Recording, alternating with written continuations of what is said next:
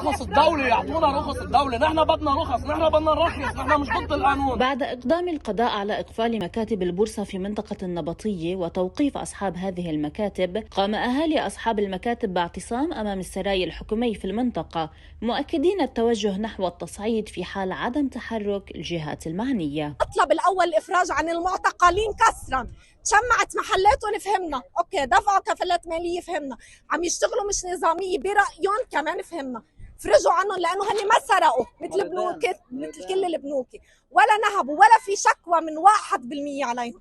عم بيعرفوا البورصة كأنها هي قمار. لا يا حبيباتي، البورصة هي للناس المتعلمة المثقفة، مش من مكان بيشتغل بورصة، من مكان بيشتغل قمار، بس مش من مكان بيشتغل بورصة.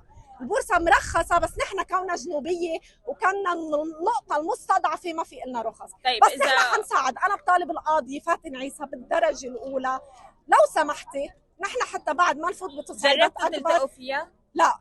لا عم بيضلوا يلبدونا لنشوف إشعار من القاضي، إشعار من القاضي.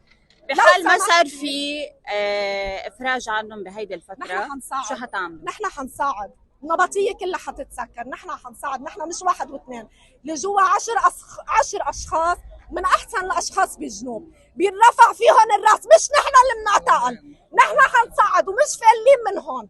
نحن أكثريتنا مبلشين بوراق رسمية، يعني أنا واحدة منهم جوزي عنده الشركة، نحن مسافرين مالية وسجل تجاري، بدنا نروح على مصرف لبنان ما بيعطوا لأنه الشروط تعجيزية، يعني بيعجزونا أنا لا عم بتوحقوا البروكر، أنتوا صغير بدكم توقفوا البورصة، انزلوا على الشرك الكبيرة، وقفوا الشرك الكبيرة.